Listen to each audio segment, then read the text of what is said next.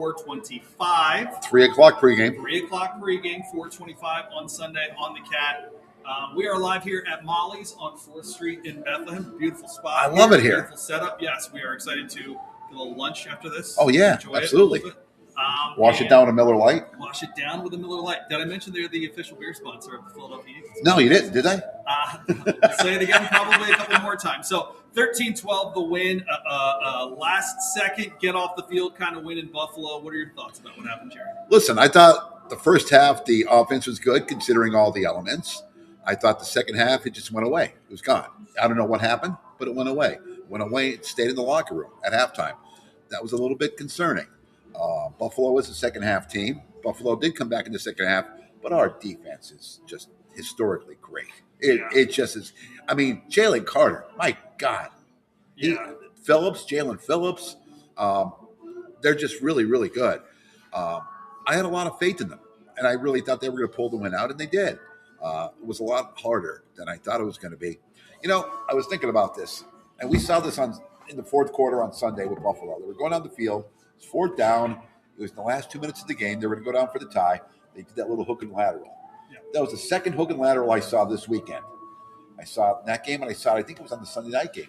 They pulled a hook and lateral. Yeah, it might have been. There was one that failed. I think the Colts messed one up last Monday night. Chicago maybe did one? Yeah. We don't do any of that sort of stuff.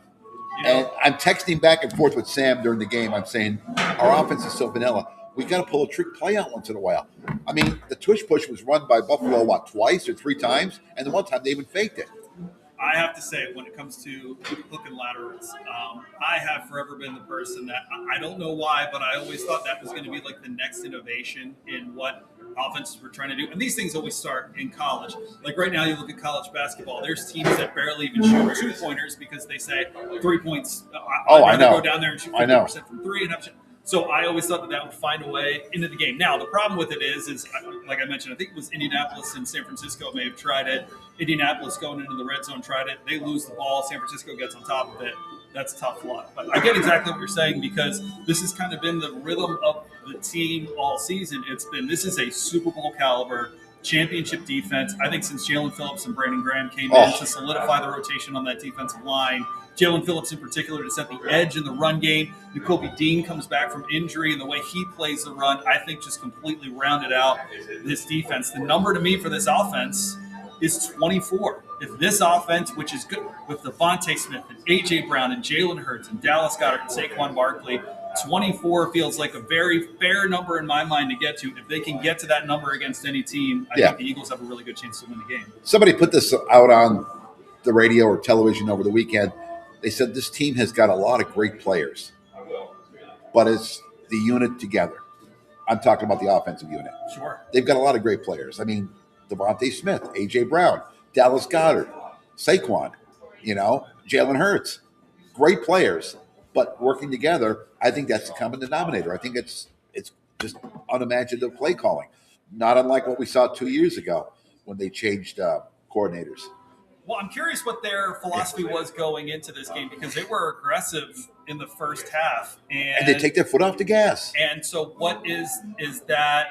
Because you see Buffalo go for almost 200 yards in the second half. Right. The Eagles, I think, ended up with, it was 15 or 20 something in there. It was under 20. Yeah. And you just wonder what happens there. And is that, Nick kind of alluded in a press conference kind of saying like he's got to stay on top of things. So you wonder if that's Kevin. Well, he's taking the bullet for Kevin. He's taking the bullet for him, as he should. As he should. But are you taking a bullet if you're coming in and saying that I need to be a little bit more of a part of this? Like, or are you kind of... He needs to jump in there and say, look, Kevin, here's what we need to do. Blah, blah, blah, blah, blah, blah. Now, you do it or I'm going to do it. Yeah. That's what he needs to do. So the good news is the Eagles sneak out of Buffalo with a win. And I want to give them credit. I say sneak out. Buffalo is a tough team to beat at home. Josh Allen is an MVP quarterback. Yes. You go in there, you win a game. Except when I needed him on my fantasy team this year. Sorry about that one, buddy. Lots of interesting fantasy quarterbacks out there this year. But on the plus side, Jake Elliott hits 2 big field goals. Yeah, which was big. That was confidence in building. Conditions, need to get him right. Braden Mann was arguably... He was just bombing those things. Yeah, it was incredible. Honestly, in the conditions, that's really not easy to do, and he was great. And if Cam Latu doesn't touch that ball unless foot on the goal line. He's having an even better day. And that was just touching it. Yeah. I mean, it was that close. Yeah. But we get ready to go into this game against Washington. You get a break. Chicago goes into San Francisco, and I kind of bring up that number 24 to you because this is a Super Bowl caliber defense. I totally believe in that. You watch that game against San Francisco and Chicago where all they're doing is scoring points, particularly if you have to play a game in Santa Clara. We saw what the Bears already did in Philadelphia. I think that was a little bit more. I think the Eagles' defense was dealing with a lot of different things that day, so I'm going to let them get. I don't think Jalen Carter was playing that day either. I can't remember, but even if he was, it was pre-shoulder shots. I don't know what those shoulder procedures were, but he looked like a gangbuster. On Sunday. So now you've got this situation on Sunday afternoon, 4:25. Washington comes to town. Josh Johnson. They're sitting at 4-12.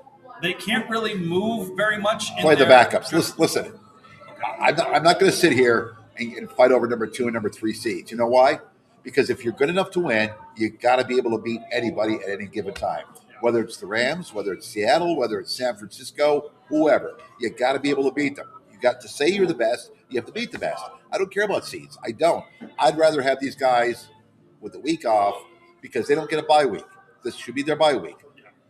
Don't even dress Hurts. Just don't even dress him. Don't even dress Saquon, AJ, whatever. Go out there with McKee and throw the ball to Jahan Dotson. Let Tank Bigsby run the ball, Shipley, whoever. Just. I'm not saying tank it. I'm saying give the big guys the rest. Like I think they can win that game with those backup players playing as well. Well, I think what happened 2 weeks ago in Washington was a blood game. Let's face it.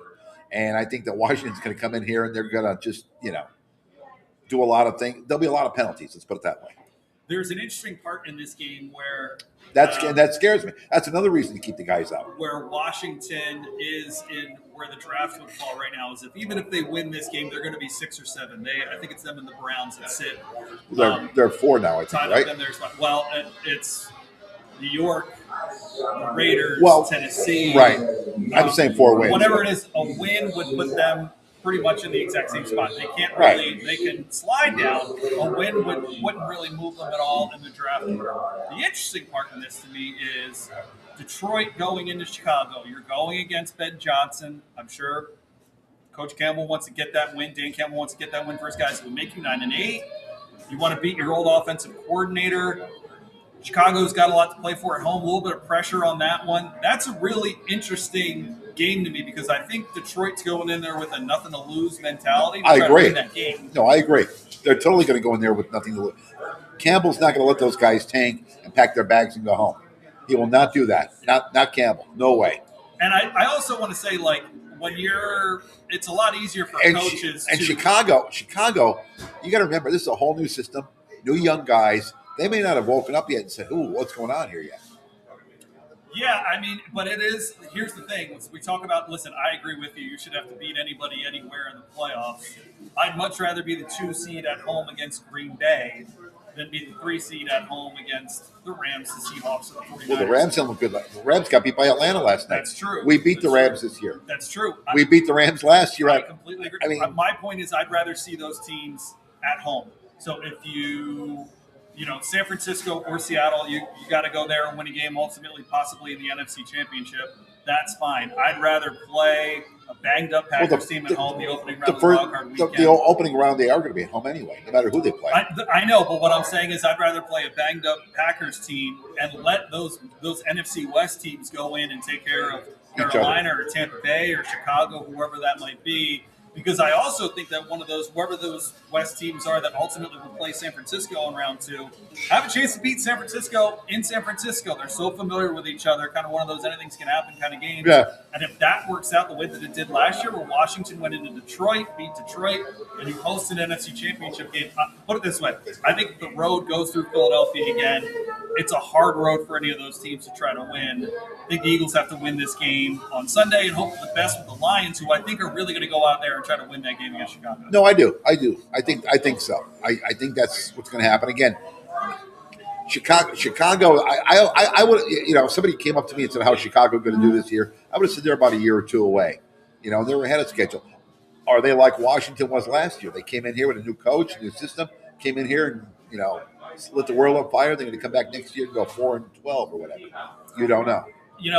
I think a lot of people expected more out of that division too. J.J. McCarthy and the Vikings, and then the Lions had a pretty big free fall this year. Part of that The probably Lions disappointed me. Green Bay disappointed me. And so when you do that, when you have arguably 3 teams in a division, I mean, they were all Detroit, Minnesota were playing to have the 1 seed last year. The last week of the season, Green Bay was a playoff team.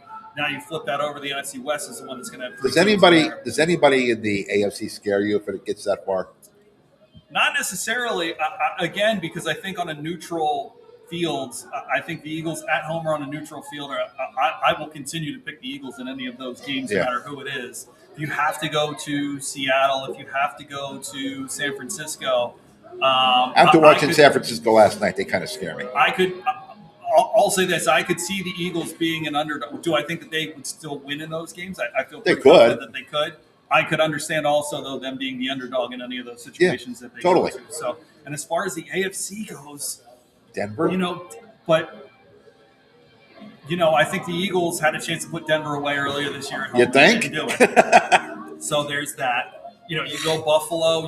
Denver is well coached. They are well coached. I think there's rare times when Josh Allen feels like he's seeing ghosts. I think he saw ghosts on the last throw of the game. That's why he didn't make it. He's got that. So he's got that foot problem. He's got the foot problem. So you're not so concerned about the Bills. Jacksonville, until they clear the hurdle that they are. The Chargers, until they clear the hurdle that they are. You could argue maybe the Patriots because of Mike Vrabel and his history with Tennessee, making them a 1 seed, even as the Chiefs were coming on and the Bills were coming on and the Bengals were coming on. He had the Titans as the number 1 seed, Marcus Mariota.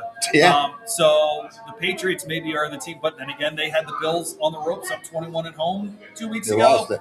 And they lose it. But then again, you learn from those kind of losses. You do. That's absolutely true. So there's which is why it's like as weird of a season as it's been for the Eagles. They've been there. They're the most recent team to do it. We've seen them turn it on when the lights get brightest and play their best football. And you kind of hope that that's what they'll do again. Eagles play well on the road. They play well on the road. I mean, they do. I mean, would it be nice to have more playoff games to length? Of course it would be. But they play really well on the road. They do. I mean, they just do. It's a Cat Country 96 Birds recap brought to you by Miller Lite, the official beer sponsor of the Philadelphia Eagles. Drink a lot of Miller Lite. Buy cases for New Year's Eve. Deck the halls even more than they've been decked far this year. Yeah, we are out here at Molly's. Come out to Molly's. Great spot to celebrate New Year's Eve. Have a little shepherd's pie. Yeah, this is a great spot. So Miller Lite. Come on out here on 4th Street and celebrate your New Year's Eve here. Big thank you to our friends at Banko Beverage. So what do you see Sunday? What are your expectations? You and I have talked about what we would like to see. What do you expect? I think Tanner McKee goes out there and lights them up. I do. Yeah. I see him play. I saw him play last year, and, of course, a couple of times he got a chance to play this year. He played the fourth quarter of the entire game this year. He stands in the pocket. He stands tall, and he's got a rocket for an arm. And I'll tell you what, I like him. I like him a lot. And he's going to go out there and light him up. It's interesting. I think Howie needs to get flowers.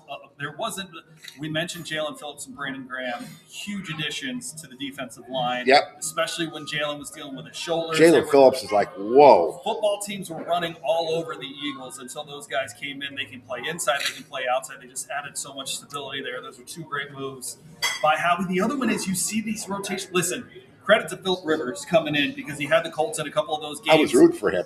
Same here. With a chance to win a couple of those games, they don't lose, and that's because they really don't trust their 6th-round pick as much. Riley Leonard, who gets hurt. I understand he hurt his knee, but there's Shane Steichen, I think, knows, I got to go to a guy who knows this offense and will put us in positions not to lose a game.